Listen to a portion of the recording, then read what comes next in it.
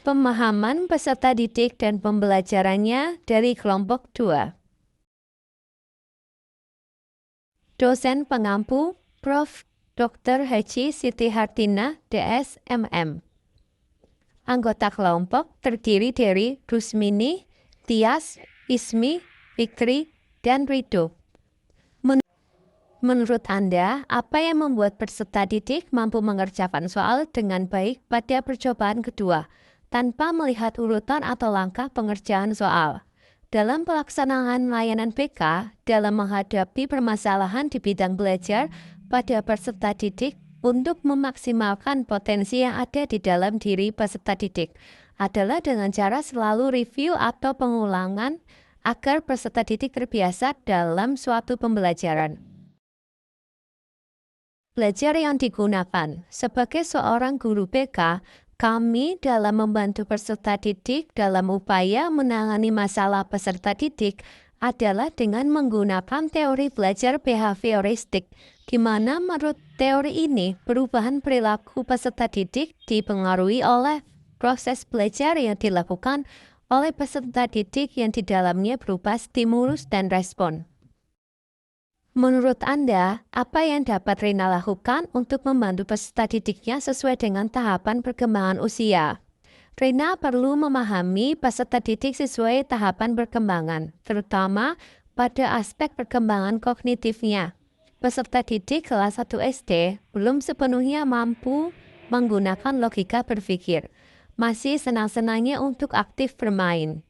Menerapkan pembelajaran yang mudah dipahami atau dinalar, menyenangkan, dan bermakna bagi peserta didik sesuai kondisi dan kebutuhannya.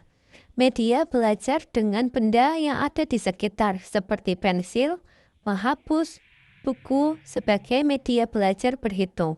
Bisa juga dengan menggunakan permainan seperti dakon atau congklak atau dadu ular tangga. Mengapa Anda menyarankan hal tersebut? Elaborasi jawaban Anda dengan menyertakan teori yang berkaitan. Pembelajaran yang kami sarankan ada kaitannya dengan teori belajar konstruktivisme, teori yang membangun pemahaman logika atau cara berpikir atau kognitif atau pengetahuan sesuai pengalaman yang dimiliki pada kehidupan sehari-hari. Kemudian, sangat erat berkaitan juga dengan teori perkembangan kognitif.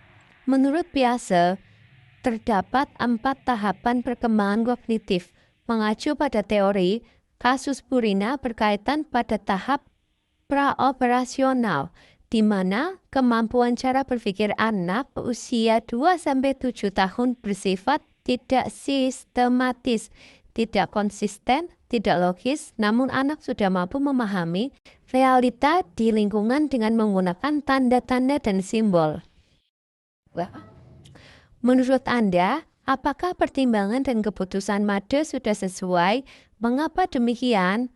Keputusan Bu Made sudah sesuai. Bu Made mengajarkan materi teks deskripsi dengan memberikan contoh nyata. Bu Made melihat peserta didik dalam mendeskripsikan sesuatu di lingkungan mereka sendiri dapat mempermudah mereka. Prinsip apa yang digunakan dalam kasus tersebut? Elaborasi jawaban Anda dengan menyertakan teori yang berkaitan. Prinsip yang digunakan dalam teori belajar kognitif. Dalam proses pengamatan tersebut, siswa secara tidak langsung belajar mengenai lingkungannya. Proses pembelajaran yang diadaptasi oleh Ibu Made disebut observational learning atau pembelajaran melalui pengamatan. Thank you, and any question?